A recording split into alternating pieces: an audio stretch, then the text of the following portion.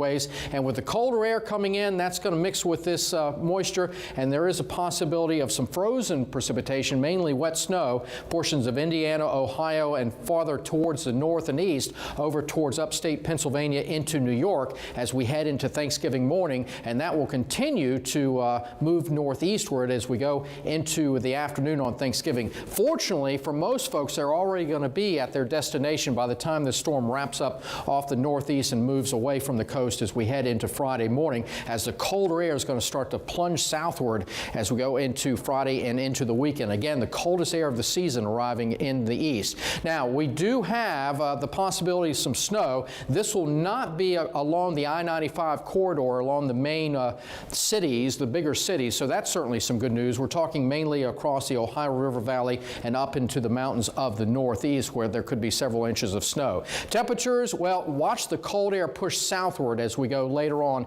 into the week and into the weekend, with temperatures only in the 20s and 30s for highs in the Midwest into the plain states, and that colder air is going to push all the way down into the deep south as we progress through the weekend. And it looks like as we head into December, the cold air is going to continue to push southward as we go through the next several days across east. Meanwhile, the west is going to stay above average.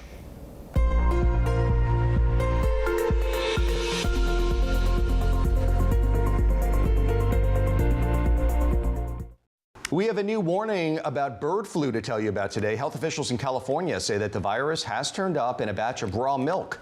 The milk was produced by Raw Farm LLC, that's of Fresno County. No illnesses have been reported, but consumers are warned not to drink it. The farm has recalled quart and half-gallon raw milk sizes that had a best by date of November 27th. Raw Farm announced after the recall that its milk is now testing negative for bird flu. We have a consumer alert for pet owners. The 16-ounce bags of Hollywood Feed Carolina-made chicken chips are being recalled due to a potential salmonella threat. The Food and Drug Administration says that both dogs and humans who come in contact with the treat can suffer health issues. The treats were sold online in more than a dozen states.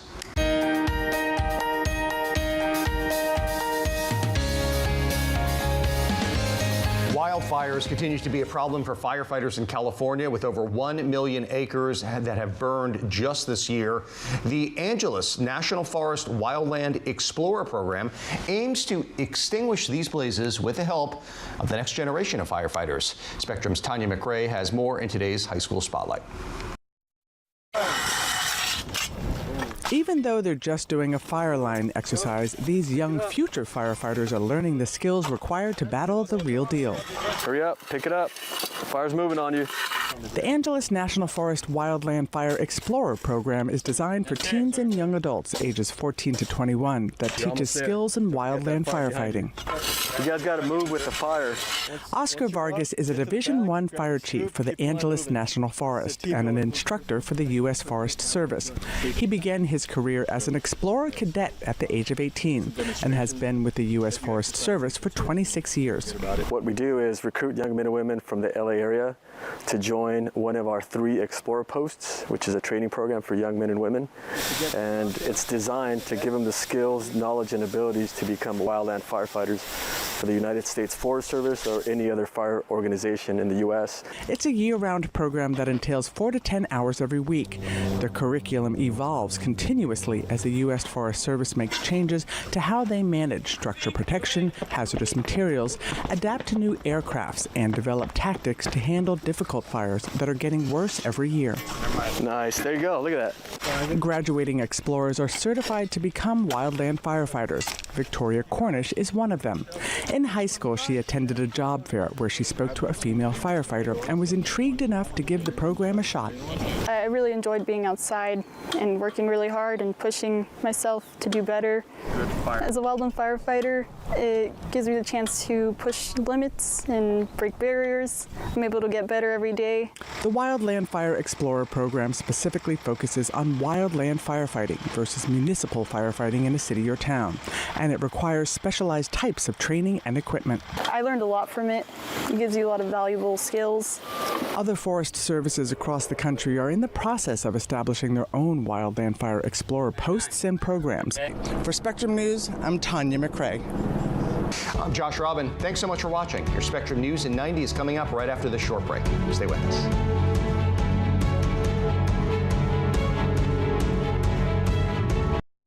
Spectrum News Plus. Local stories, connecting communities. Streaming now on the Spectrum News app and free with your Spectrum subscription. For the millions of school-age children across the country, the state of their schools can have a lasting impact on their health and well-being. The majority of school districts aren't doing comprehensive regular water quality testing. As CO2 levels rise in a space, cognitive function takes a direct decline. We visit 2 school districts working to create safe and healthy environments for their students. Watch Exploring Your Health, Curing Our Classrooms. Available on the Spectrum News app. You put in unlimited hours and unlimited passion because your small business has unlimited potential. Spectrum Business is built to connect you with that potential. With Spectrum One for Business, you get fast, reliable internet, advanced Wi-Fi, and a mobile line, all for only $49.99 per month. That's more connectivity at a better price than other providers. And with Spectrum One for Business, the value only grows. With award-winning multi-layered security to defend all your devices. If it's connected, it's protected. And we're committed to keeping you connected 100% of the time. Get all the connectivity your business needs for the lowest price around. Only $49.99 per month. That's your business made limitless. That's life unlimited. We said we'd never break the 3-second rule. Never do that. And never become a minivan mom. Hey, Chris. As parents, we say never a lot, but never happens.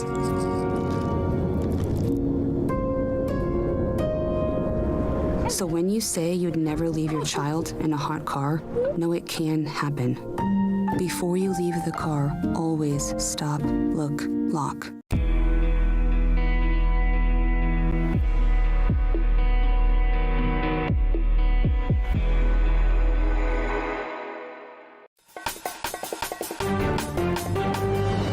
I'm Josh Robin. Here's your Spectrum News in 90. President-elect Trump is promising to impose tariffs on Mexico, Canada, and China on his first day in office. Trump says this is one aspect of his efforts to crack down on illegal immigration.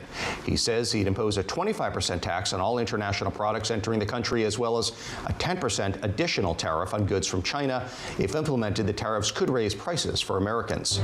As a record number of Americans are expected to hit the roads, rails, and skies this holiday week, weather could put a damper on plans. Travelers could be impacted by rain, snow, sleet, and hail, and that could unleash flight delays and cancellations.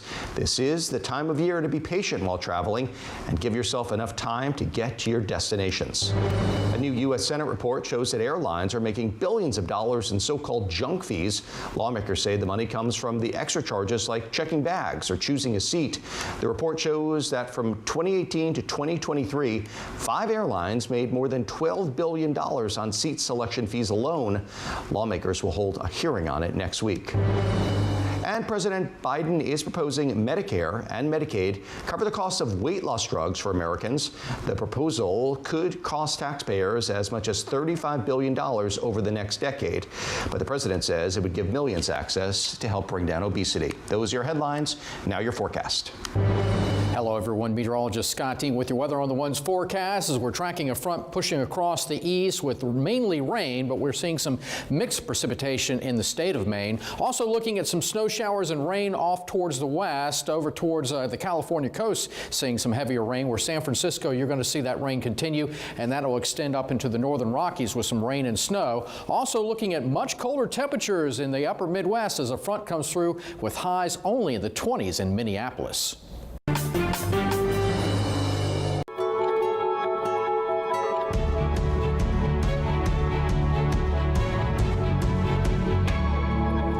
It's a busy travel day in America as millions of people brave long airport lines and navigate tricky traffic, some even contending with the threat of winter weather. Good day, I'm Josh Robin. We're going to have more on the 80 million Americans who AAA expects are traveling this Thanksgiving in just a moment. But first, we're following developments from West Palm Beach, Florida. That's where President-elect Donald Trump last night promised 25% tariffs on goods coming from Mexico and Canada. Markets were mixed this morning on news of the announcement. Our Washington reporter Daniel Grimes explains what is prompting this serious trade escalation and how international leaders are responding. If they don't stop this onslaught of criminals and drugs coming into our country, I'm going to immediately impose a 25% tariff on everything they send in to the United States of America. Following through on a campaign promise, on social media, Trump threatened to impose a 25% tax on all products entering the country from Canada and Mexico, and an additional 10% tariff on goods from China. Sometimes he exaggerates a little. Sometimes I think that this is meant to be an opening position. Trump says it's in retaliation for illegal immigration and crime and drugs coming across the border. That, as a report authorized by libertarian think tank Cato Institute, showed 80% of crossers with fentanyl were U.S. citizens, and the Pew Research Center notes crossings at the U.S.-Mexico border fell sharply this year. If Trump moves forward with the tariffs, it could lead to higher prices on clothing, toys, cars, and more. Canadian officials posted on X saying their country places a high priority on border security, while Mexico's president said the tariffs won't stop undocumented migration or drug trafficking. Now, China's response was considerably more biting. The Chinese embassy spokesperson says the claim that the country is freely allowing drugs into the U.S., quote, runs counter to facts, and that no one will win a trade war, Josh. Daniel, another question. There's some friction on Trump's transition team. A lawyer is clashing with a longtime advisor to the president-elect after an investigation over alleged pay-to-play. What can you tell us about that? Yeah, so sources familiar with the matter say that the top lawyer in the transition team, David Warrenton, is seeking to limit advisor Boris Epstein's access to Trump after he allegedly used his position to potentially receive payments from those looking for a position in the cabinet. Now, Epstein reportedly tried to seek payment from Scott Bessent, Trump's Treasury Secretary nominee. Among others, Bessent mounted a campaign to get that job, but he was opposed by Epstein after not agreeing to pay a hefty retainer. Now, Stephen Chung, transition spokesman, said, quote, as is standard practice, a broad review of the campaign's consulting agreements has been conducted and completed, including as to Boris. Among others, we are now moving ahead together as a team to help President Trump make America great again. Now, it is unclear what standard practice he is referring to, and I should also note that Epstein actually is not accused of doing anything illegal, but the investigation was more about weakening his position in Trump's inner circle, Josh. Thank you, Daniel. A Senate panel finds that airlines have pocketed billions of dollars from so-called junk fees. The 55-page report details efforts to ensure travelers paid more for options. From 2018 to 2023, the 5 major airlines made more than $12 billion on seat selection fees alone. And what we have found is that the airlines are relying more and more on these junk fees as a source of revenue, and they are obscuring them. Very often, you as a passenger won't know how much you're being charged until after you buy the ticket. Here's a breakdown of what the big 5 airlines were charging for extra legroom last year. United cost the most at $319. American was the lowest. That was at $140. Next week, officials from those airlines will appear before the subcommittee to testify on the so-called junk fees. AAA is expecting some 80 million Americans to travel more than 50 miles this holiday.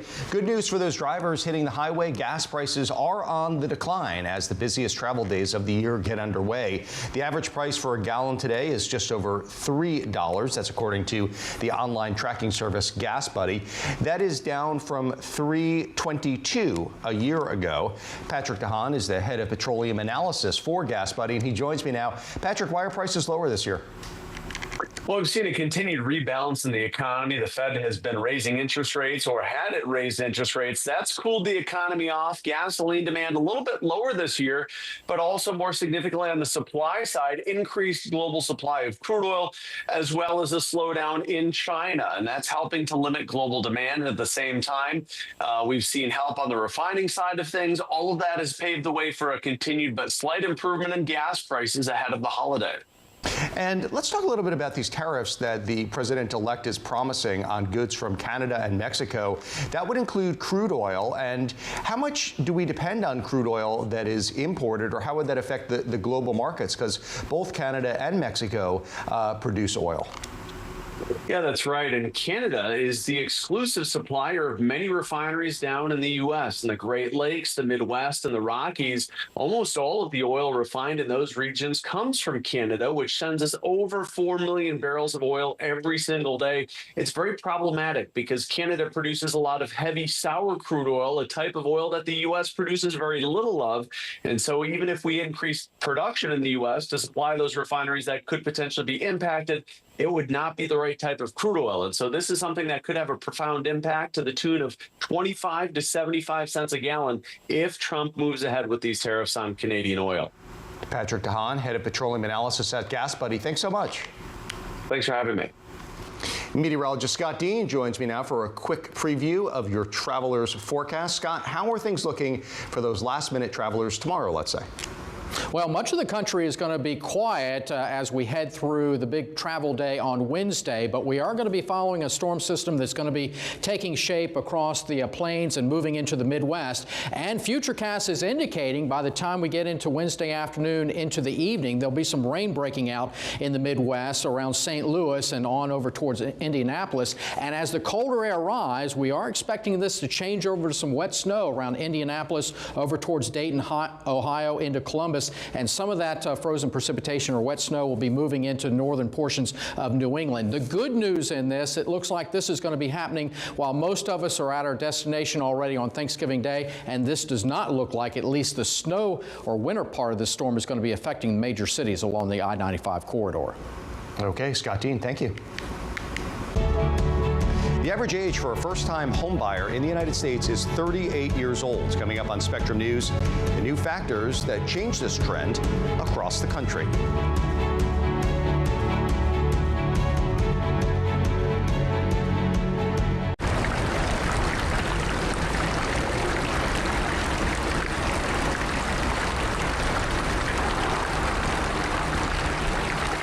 Here's the deal. Following the election, people need a place to explore national issues that have an impact on their community. To understand those issues better, we're bringing together our team of local political journalists from across the country to break down what's happening. So join us every week to catch up on the key stories making a big difference across the nation and in your local community. Watch The Big Deal with Errol Lewis Friday nights at 9 Eastern, 8 Central on Spectrum News Plus. Available on all of your favorite devices exclusively on Spectrum. Dinner time, off the internet. Devices in the basket, all of them. Smartwatch. Connect as many devices as you want, and then some. With Spectrum, you get the fastest internet speeds and advanced Wi-Fi that can power all the devices in your home. Okay. I have to take this. Get fast and reliable connections. Get Spectrum.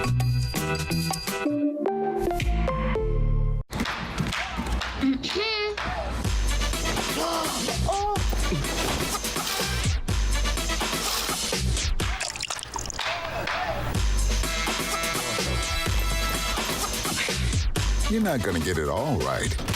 Just make sure you nail the big stuff. Mama! Like making sure your kids are in the right seat for their age and size.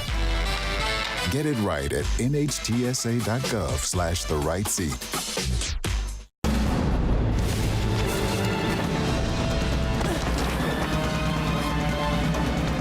Even the mighty might not see it coming. It's prediabetes, and it captures 1 in 3 adults. But you can escape. Take the 1 minute.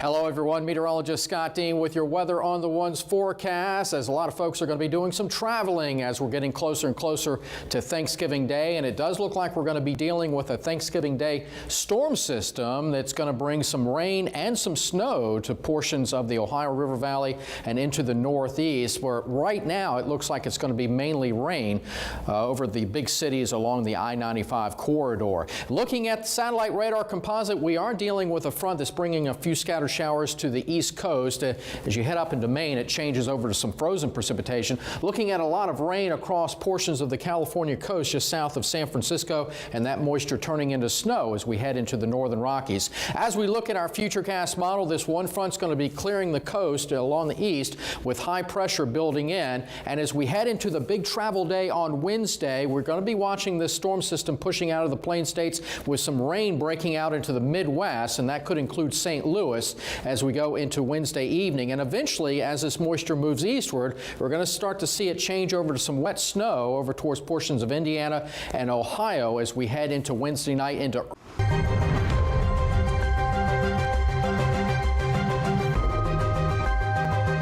Good day, I'm Josh Robin. You are watching a special report here on Spectrum News. It is 1:13 here on the East Coast, and it is 10:13 on the West Coast. Right now, Israeli Prime Minister Benjamin Netanyahu delivering an address amid talks of an expected ceasefire with Hezbollah, not with Hamas, with Hezbollah, the militant group fighting from Lebanon. Let's listen in.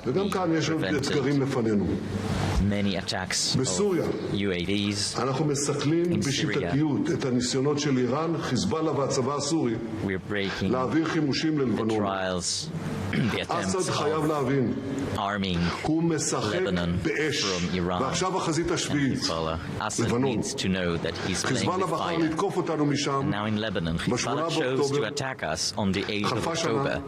It's been a year. It's no longer the same Hezbollah. We brought it back dozens of years. Destroyed Nasrallah. The rest of the senior personnel, missiles and rockets, thousands of terrorists, and destroyed the underground infrastructure of terror that's been built for years.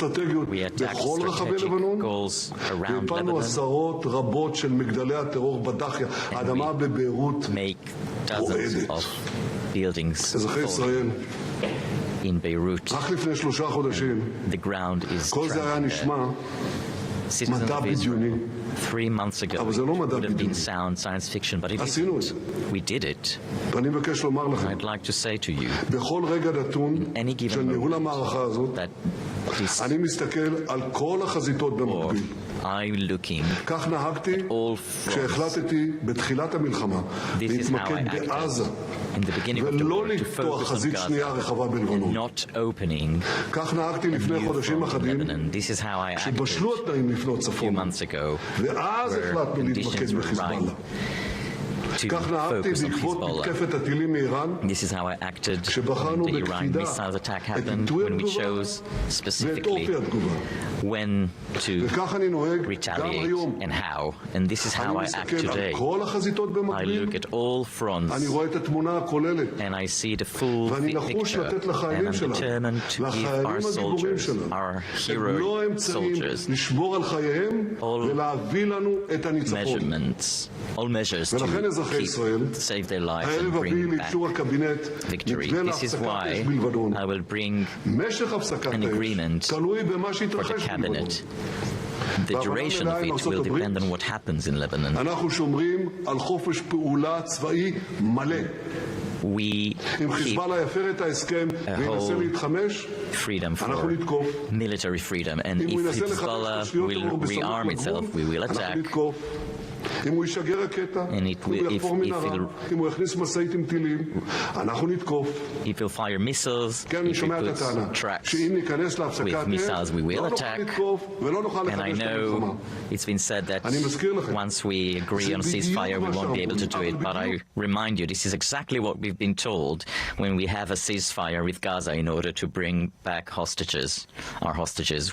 They said we will not be back fighting, and we did. Big time. They tell me Hezbollah will keep quiet for a year or two, and then they will attack. But Hezbollah will finish the ceasefire in order to shoot at us in the future. And we will react for any such thing. I know that many do not believe we will do it, but many didn't believe we will go on the ground in Gaza and Shifa and Khan Yunis, and we did. And in front of all the international pressure to enter Rafah and Philadelphia axis, not only we entered, we attacked. And many didn't believe we attacked in Lebanon, and we attacked there as well.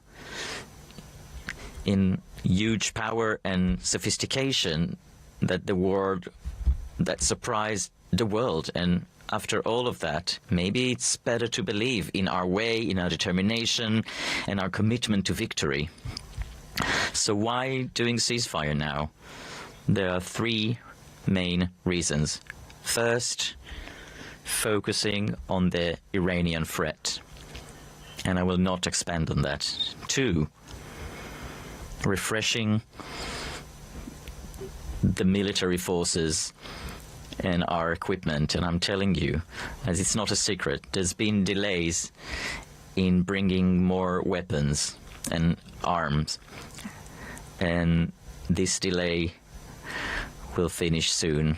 We will have advanced weaponry that will give us more power to finish our goals. And the third reason for ceasefire, detaching the front of the war from Hamas. From the second war, that Hamas pressured Hezbollah to act with him. And now Hezbollah is no longer, and it will help us with the task of bringing our hostages back. We were attacked in 7 fronts, and we retaliated. We are changing the face of the Middle East. All of this we are doing due to our heroic soldiers and your stand and managing this war mindfully. I said many times, a good agreement is such that you can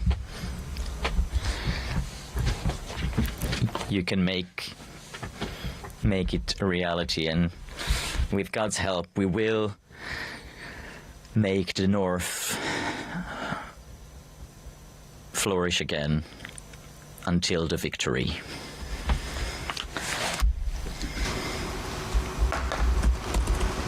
And you just heard there from the Israeli Prime Minister Benjamin Netanyahu announce a ceasefire with Hezbollah. That is the U.S. designated terror group that has been engaged in a war with Israel since shortly after another U.S. designated terror group, Hamas, invaded Israel. That was back in October of 2023. There is no ceasefire with Hamas. That means that scores of hostages still believed are being held in the Gaza Strip will remain there. And for more on today's announcement, we're joined by Washington reporter Karina Capabianca. Karina, the Prime Minister there speaking in Hebrew through an interpreter. What were the outlines of this deal as you heard them? Hi, Josh. Well, we expect this ceasefire deal to be a 60-day ceasefire, and we know that Hezbollah will pull back several miles north of the border, and Israeli troops will also begin to pull back into Israel. And, you know, this pullback we could see, you know, really beginning very shortly here with the ceasefire supposedly starting tomorrow. Even before, in the hours before this deal, so we're talking about all during the day, it's now about 10:20 or so in Israel. Before this deal, there was an exchange of fire from Israel to Lebanon and from Lebanon to Israel. So a war that has taken thousands of lives already continued. What can you tell us about what actually happened today? That's right. Even though this deal was ongoing, there was really heightened tensions still on both sides. And we know that there were more attacks from both sides, with reports of Hezbollah rocket and drone attacks in northern Israel, and also on the other side as well. So things have been very heightened today until this point. I got my math wrong. It's 8:20 in Israel, in Lebanon as well. Very briefly, obviously a lot of people are concerned that the war is still going on in the south and the west of the country between Israel and Hamas. Hamas was the group that launched this raid in October 2023 that sparked this latest war. What's the status of that? Yeah, Josh, that's still ongoing, and we heard from Secretary of State Antony Blinken earlier today. He is in Italy currently, and I think it seems the hope is that, in this ceasefire with Hezbollah, that perhaps maybe the de-escalating of tensions could also, lead to another ceasefire in the future. But as for now, that is still ongoing. Josh. And final question. What role, we only have about 20 seconds left, what role has the Biden administration played in brokering this deal, which we can announce, that ceasefire, or at least a temporary ceasefire between Israel and Hezbollah? Yes, well, this has been going on for months, and Blinken said today that, it's really been a result of the U.S. working with partners like France. Josh. Okay, Karina Capobianca, thank you so much. We'll have more news on this throughout the day. I'm Josh Robin. More news on Spectrum News right now.